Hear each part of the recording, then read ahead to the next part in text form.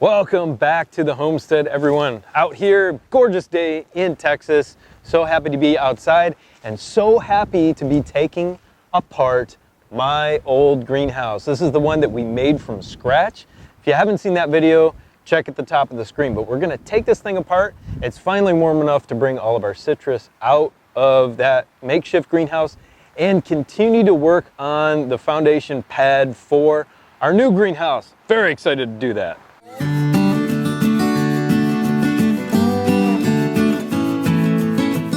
So in my last video, I talked about not getting overwhelmed. And I want to be helpful for you in these videos and just talking to you about just relaxing. Don't be frantic and trying to get everything done at the same time. Do it when you can do it. I mean, there's a lot of work that's got to be done, right? But you got to pace yourself or else you're just going to get burnout, and you don't want that to happen. Because burnout will paralyze you.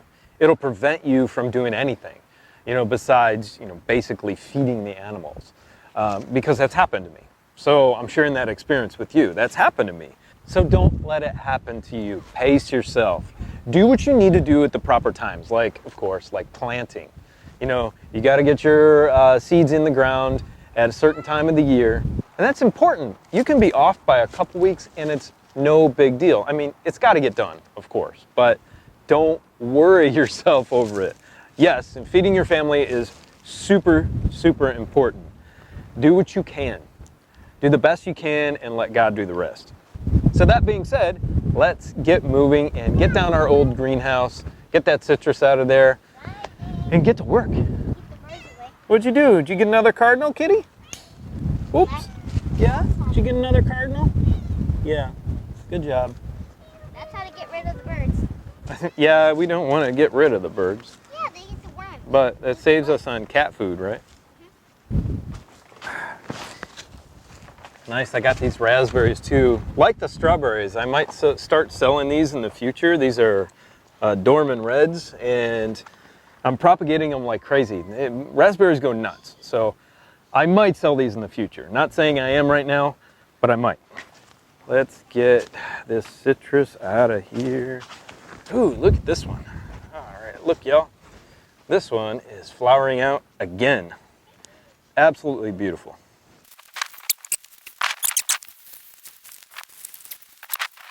Always got to be careful with those citrus. You put pots in your greenhouse in Texas, they're going to have ants crawling around in them everywhere.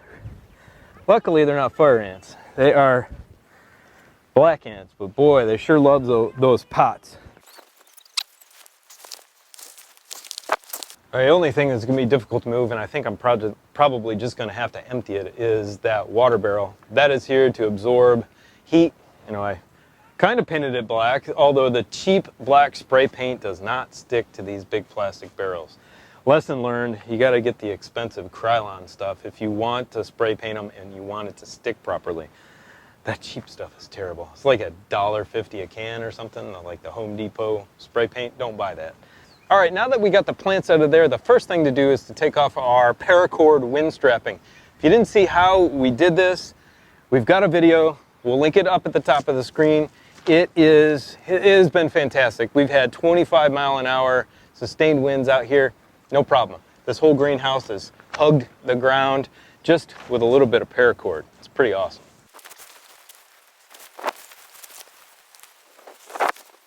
And we just used these cheap little aluminum carabiners at the bottom. Only one has broken in the last 3.5 years.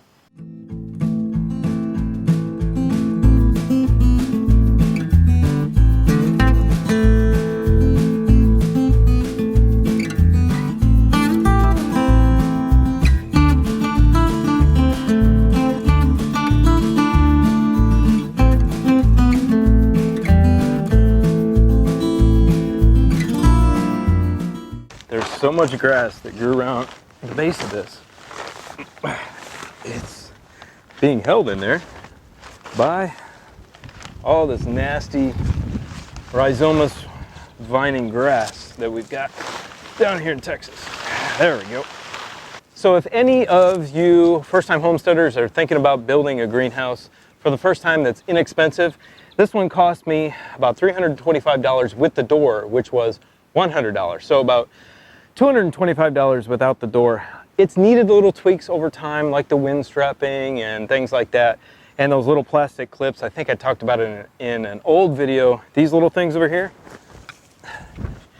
don't hold very well over time. Some of them did, some of them cracked in the sun. They're okay, they're not the best. And I had to do some wood clamps on it, or kind of some wood tie downs to get everything held into place properly. So with those little tweaks for 225 bucks or 325 bucks, yeah, you can't beat it. It's been fantastic over time. And this is funny. Okay, this is funny. You see that center post? I just put that up because here I didn't design it for any snow load. I didn't design it with a center purlin or with a center post. I needed that during this nasty Texas storm that popped up on us out of nowhere with the most snow we've had in probably, I don't know, I think since 1983, I think it was. But anyway, if you're in the South, you really don't need that.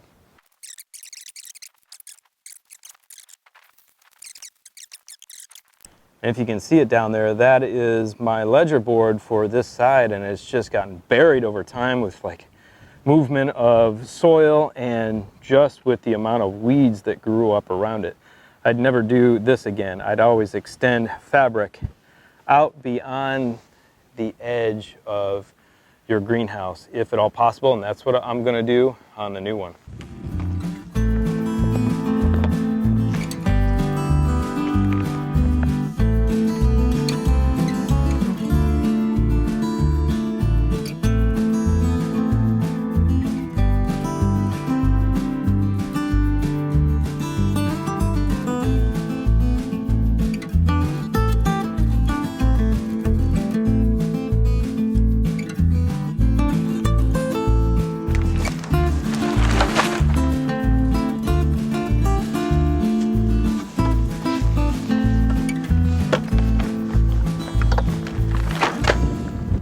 This is how tough rhizomus grass is, y'all.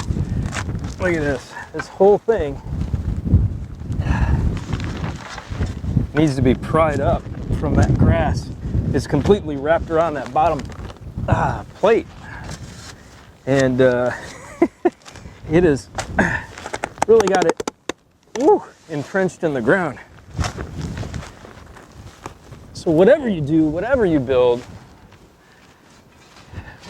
in the South, make sure you try to carry some sort of weed barrier out beyond your structure if it's just going to be sitting on the ground, because that grass is the nastiest thing I've ever run into.